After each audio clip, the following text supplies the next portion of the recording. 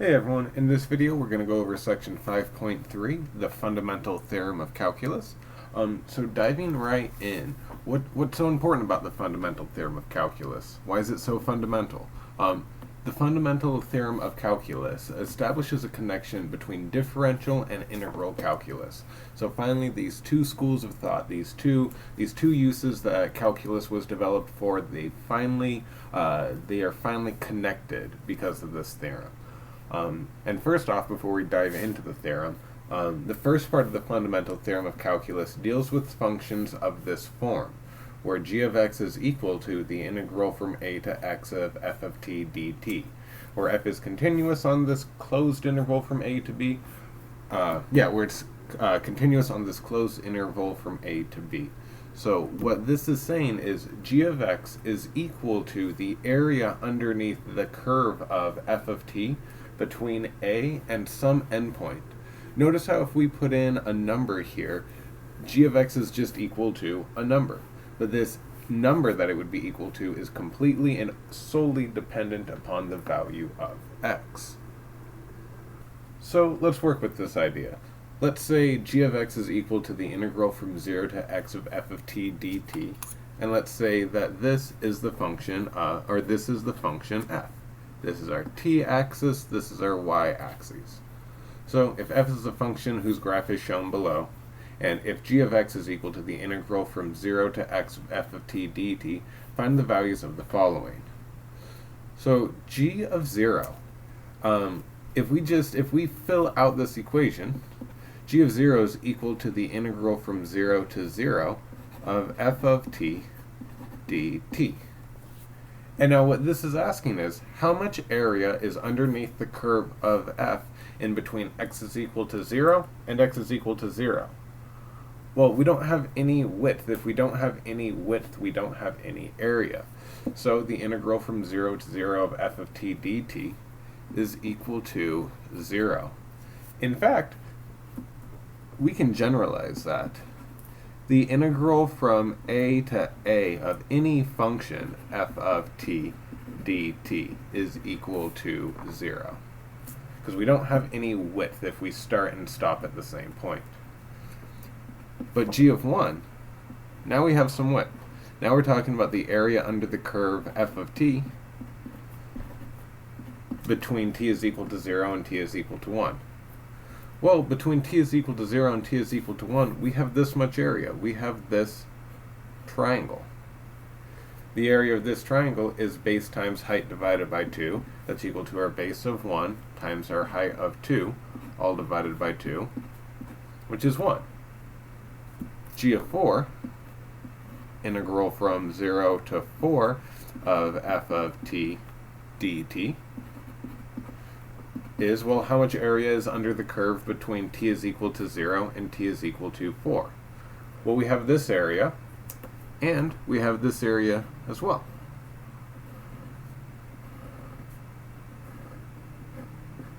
So the area under the curve between 0 and 4, we're going to break it up into two chunks. We know the area right here is going to be equal to 1. We have to find out the area of this chunk here. Well, this is a rectangle. Its base is 3, and its height is 2. So that means the area of this rectangle is 6. So we get the area under this curve between t is equal to 0 and t is equal to 4 being equal to the 1 area of this triangle plus the 6 units of area contained in this rectangle. So in total, there would be 7 units underneath this curve between t is equal to 0 and t is equal to 4. Finally, g of 6, that's how much area is beneath the curve f of t between t is equal to 0 and t is equal to 6. Well, we've got the 1 here, we've got the 6 here. The only new part is this triangle over here. We've got a base of 2 and a height of 2. So base times height divided by 2 means we've got an area of 2 in there. So we get 1 plus 6 plus 2, which is equal to 9. So g of x is asking about how much area is beneath this curve between some starting point and some value of x. The theorem has typically for what we're doing, we're going to be starting at 0 during these examples, but we don't have to start from 0. This example would have been fine if I would have wanted the area under the curve between, say, 2 and some value of x. So we're going to start at 0 a lot, but we're not always going to. So taking this idea a little bit further, example 2, once again, f is the function whose graph is shown below. And we're going to define g of x as the following. G of x is the area between the curve f of t and the t-axis between t is equal to 0 and t is equal to some value. So we're trying to calculate that area.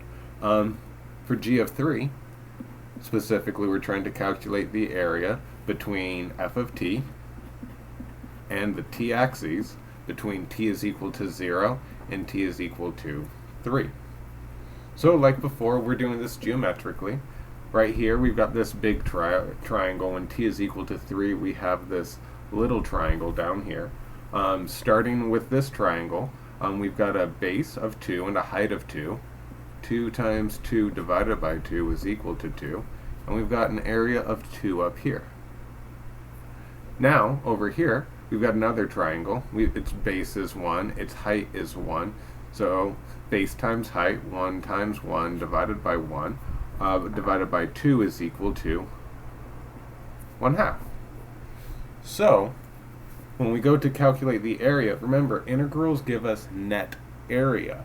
So the integral from 0 to 3 is going to be the 2 units of positive area that we have, and then we're going to subtract a 1/2 unit for this area that comes beneath the t-axis. So we would actually get 3/2.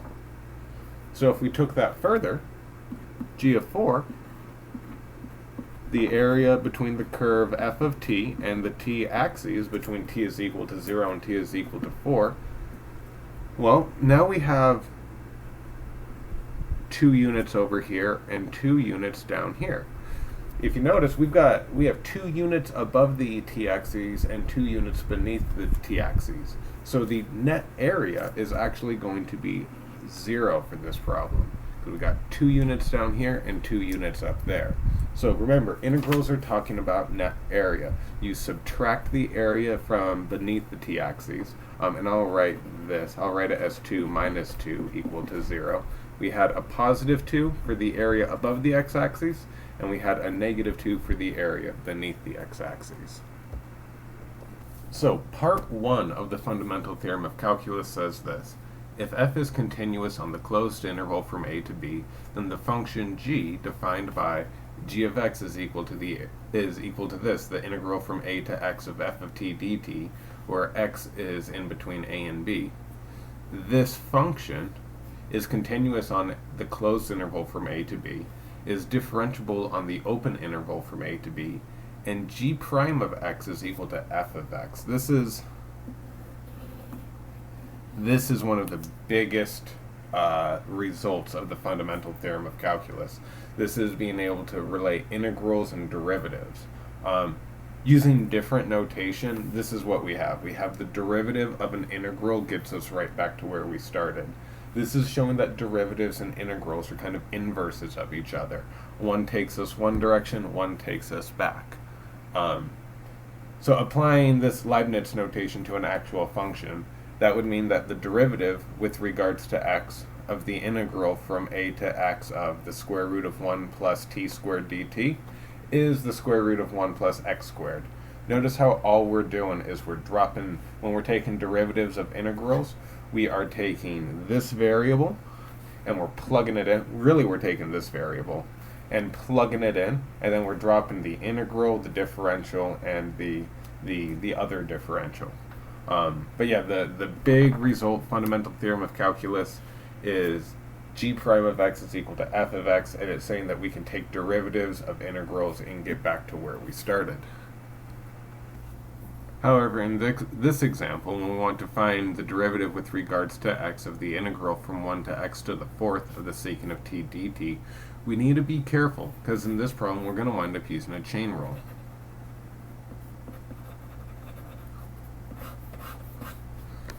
So, what we had before is we had the derivative with regards to x of the integral from a to x of f of t dt is equal to f of x.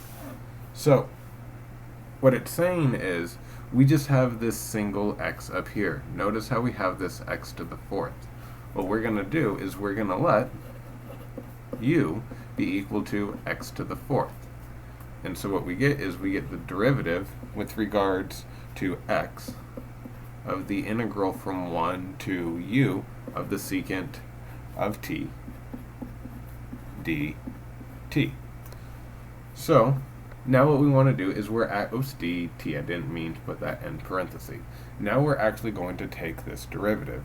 This thing is going to be equal to the derivative with regards to u, du, of the integral from 1 to u of the secant of t dt.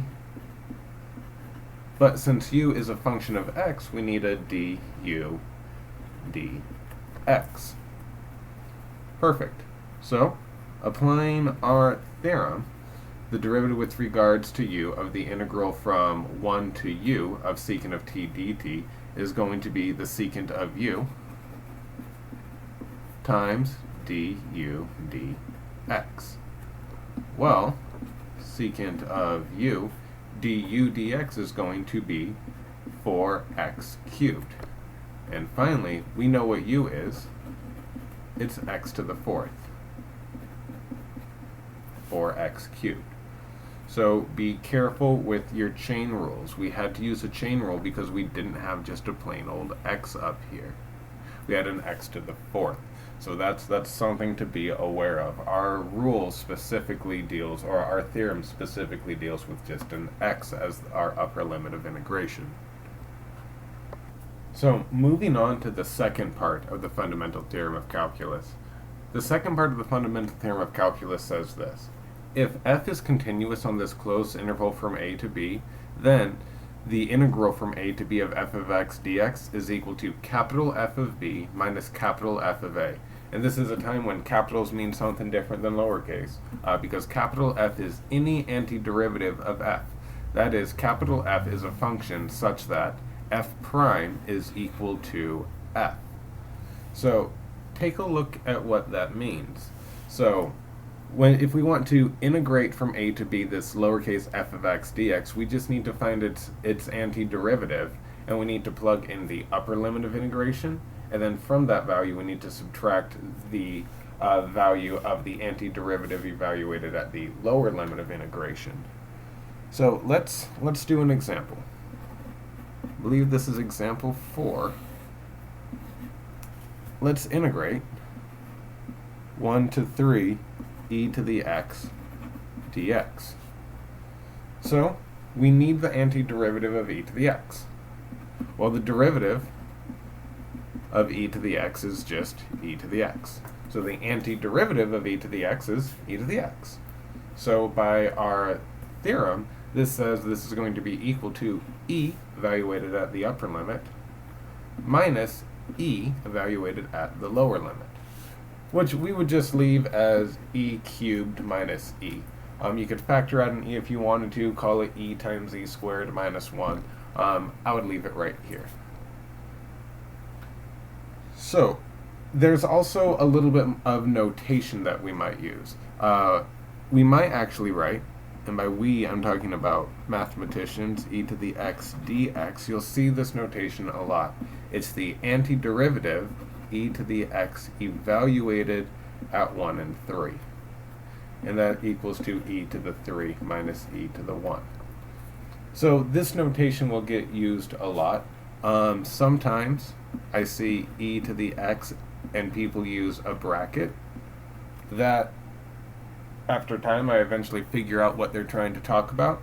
The book, however, says that this whole bit of notation is also equal to square bracket e to the x 3 to the 1. The book says this notation gets used, and that looks very foreign to my eyes. I haven't seen that used a lot. Not saying that it isn't, but that definitely looks odd to me. So let's do another example.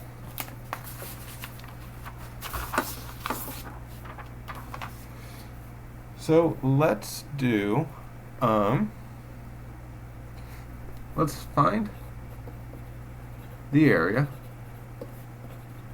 underneath the curve y is equal to x squared between x is equal to 0 and x is equal to 1. So if we want to find the area underneath this curve between x is equal to 0 and x is equal to 1, that means we want the integral from 0 to 1 of x squared dx. So now you have to ask yourself, well, what is the antiderivative of x squared? Well, this is our power rule going in reverse. We're going to add 1 to our new power. It's going to be x cubed, and we're going to divide by our new power. And we're going to evaluate this antiderivative at when x is equal to 1 and when x is equal to 0. You do your upper bound first. This is equal to 1/3 of 1 cubed minus 1/3 of 0 cubed. 1/3 of 0 cubed is just 0. 1 cubed is 1 times 1/3 is equal to 1/3. So we get the integral of 0 to 1 of x squared dx is equal to 1/3. You just have to come up with the antiderivative. A lot of times when I was doing calculus 2, I spent a lot of times thinking about calculus 1, because you're going to have to ask yourself, well, the derivative of what is equal to x squared? So this is why I kept on saying it's so important that you can go backwards. You can always take the derivative and go backwards, because of this fundamental theorem of calculus. If you calculate an integral and you get this antiderivative, and if you take the derivative of your antiderivative and you don't get back to your original, you know you made a mistake. And the big, if you guys are going to make a mistake, you might make it here. You do top first. And by top first, what do I mean? You evaluate your antiderivative at your upper bound first. You go b minus a. So let's do another example. So example 6, what we want to do is we want to evaluate the integral from 3 to 6 of dx divided by x. So let's manipulate this thing. Dx divided by x looks a little bit odd. It doesn't look like the last integral that we did. We can call this 3 over x, and we can separate dx divided by x and call it 1 over x times dx. And now we have to ask ourselves, well, what do we have to take the derivative of for it to equal 1 over x? Or what is the antiderivative of 1 over x? The antiderivative of 1 over x is the natural log of the absolute value of x. You need these absolute value signs. And since we want a definite integral, we want to evaluate this antiderivative when x is equal to 3 and when x is equal to 6. We do our top limit first. This is equal to the natural log of 6, the absolute value of 6, minus the natural log of the absolute value of 3. So this is the fundamental theorem of calculus. Now let's do some algebra. The absolute value of 6 is just 6, minus the natural log of the absolute value of 3 is just 3. Natural log of the difference of two natural logs is equal to the natural log of the quotient of their inside, 6 over 3, or we get the natural log of 2. So what this is telling us is that underneath the curve, 1 over x, between x is equal to 3 and x is equal to 6, there is exactly natural log of 2 units of area trapped underneath the graph in that section. So for example 7, let's find the area underneath the cosine curve from 0 to b, where b is any number between 0 and pi halves. Well, for a cosine curve,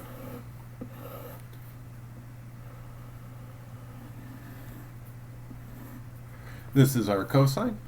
We have pi here, so pi halves is over here, so we're after this area. Well, a is going to be equal to the integral from 0 to b of the cosine of x dx. X, y. There's nothing wrong. I want to say this. Let's do it this way. D theta. We'll call this thing theta. A is going to be equal to the integral from 0 to b of the cosine of theta d theta. I want to do that just to demonstrate to you guys that it doesn't matter if we're integrating with regards to x or if we're integrating with regards to theta. Earlier we integrated with regards to t. It's just a different variable name. All variables behave the same. We just give them different names to keep them separated. So a is going to be equal to the integral from 0 to b cosine of theta d theta. We have to ask ourselves the derivative of what is equal to cosine, and we go, oh well, sine. The derivative of sine of theta is equal to the cosine of theta, and we want to evaluate sine of theta between theta is equal to 0 and theta is equal to b. You do your upper limit first.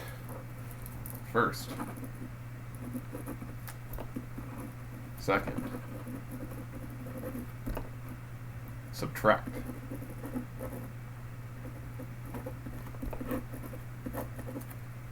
So this is going to be equal to sine of b minus the sine of 0. I accidentally drew a theta, but the sine of 0 is equal to 0, so we get the sine of b. So what this is saying is the area underneath the cosine curve between theta is equal to 0 and any value of theta less than or equal to pi halves is given by the sine of that value. So any value in here, the sine of that value is equal to this overall area.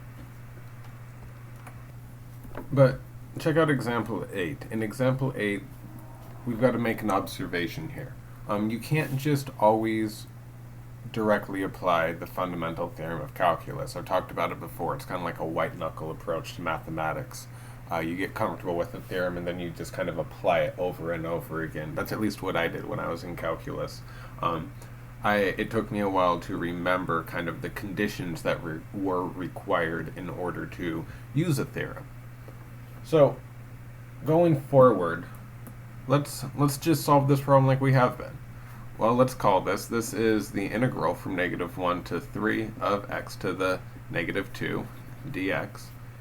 And when we calculate the antiderivative of x to the -2, we'll add 1 to the exponent. It's going to be x to the -1 divided by our new exponent, evaluated from -1 to 3. So far, there hasn't really been an issue. There was an issue with what was initially written, but I don't really have an issue with this part, and this part. If we were to continue, let's say we tried to evaluate this thing, this would be, oh, this is going to be 1 over -1 times 3 minus 1 over -1 times -1, which is going to be equal to -1/3. These will cancel, minus 1, which is -4/3, which should be kind of odd. When you think about it, what does this thing look like? Well, it's a parabola that shoots up to infinity the closer you get to 0. An issue that we're running into is that 1 over x squared is not continuous. Is not cotangent. Is not continuous on -1 to 3. Because we shoot up towards positive infinity. Since we shoot up towards positive infinity, we're not continuous at this point. We cannot integrate across x is equal to 0. Later we'll develop tools that allow us to deal with these sorts of discontinuities, but just remember, you have to be defined at every value in the domain. -1, and we'll call 3 over here. And right here, when x is equal to 0, we're not defined. We could integrate from -1 to, say, -0.0001 of 1 over x squared dx. That's fine. Or we could integrate from 0.0001 to 3, 1 over x squared dx. That's fine. But we just cannot integrate across x is equal to 0. So this integral, the integral from -1 to 3 of 1 over x squared dx, does not exist. You gotta wait a couple sections until we can actually deal with things like that. But for now, we're trying to integrate across a value that isn't in our domain. That integral does not exist.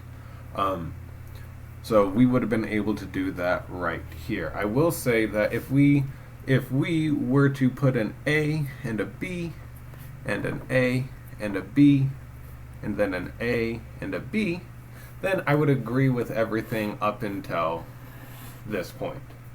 But after that we start to run into issues. A big clue is 1 over x squared is definitely positive.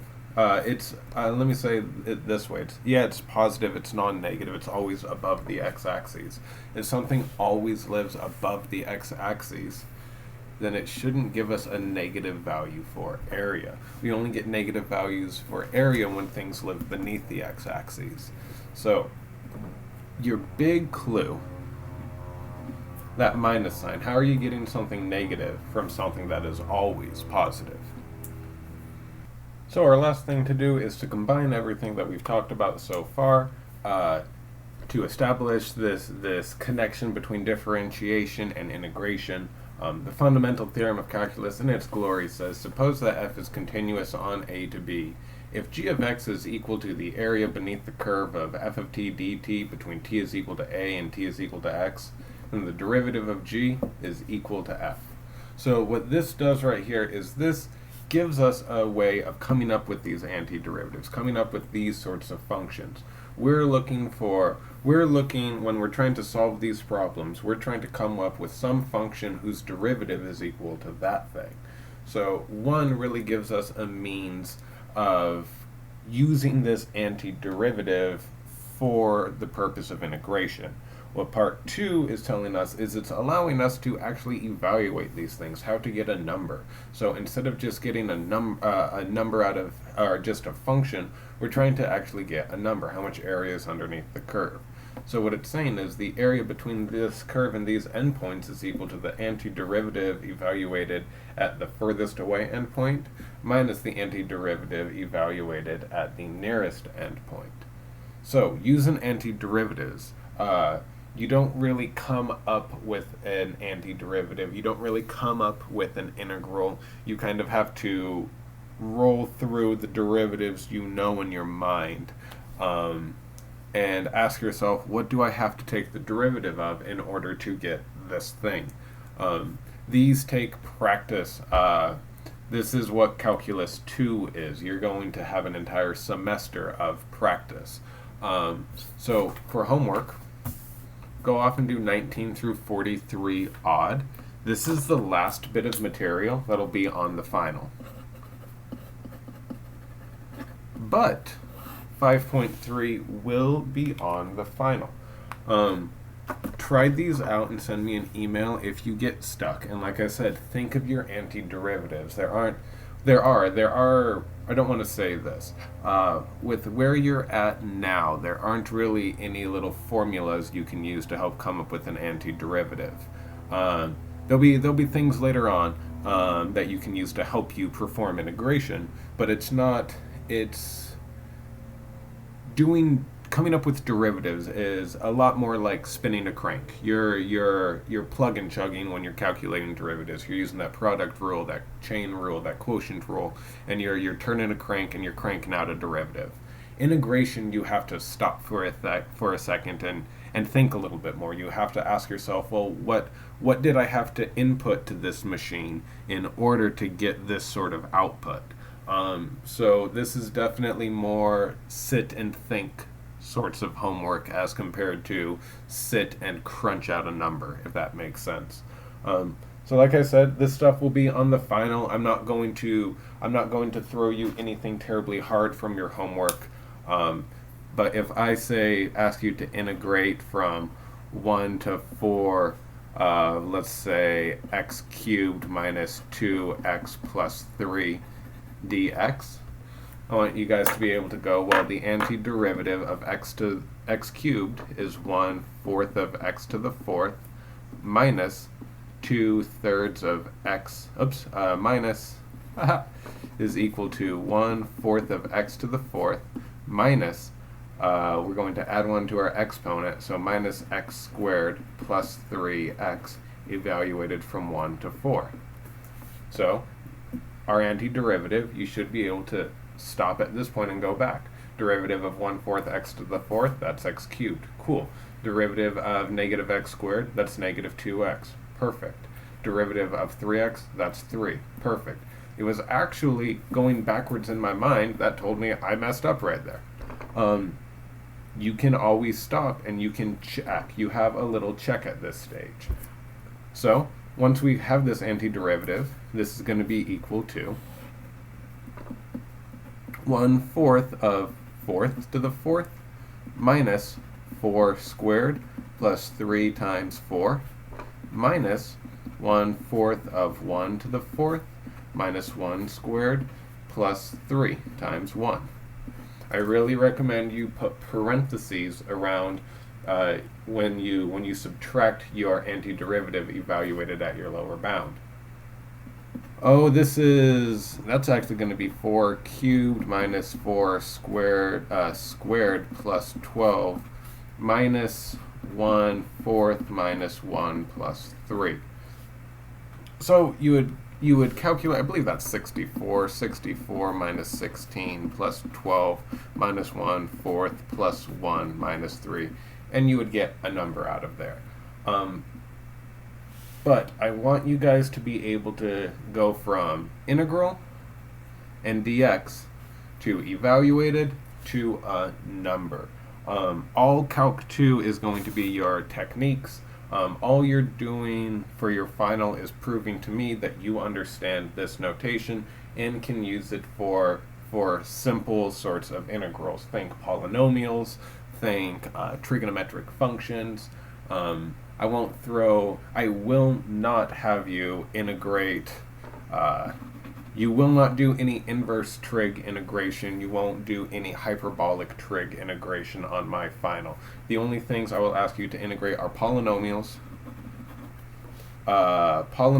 and trig functions. Those are the only two things you'd be asked to integrate on the final. Go off and practice these and let me know if you guys get stuck. Send me an email and I'll talk to you next time. There will be lectures for 2 more sections. I just won't have any of that information on the final. Take it easy, you guys. Talk to you next time. Bye-bye.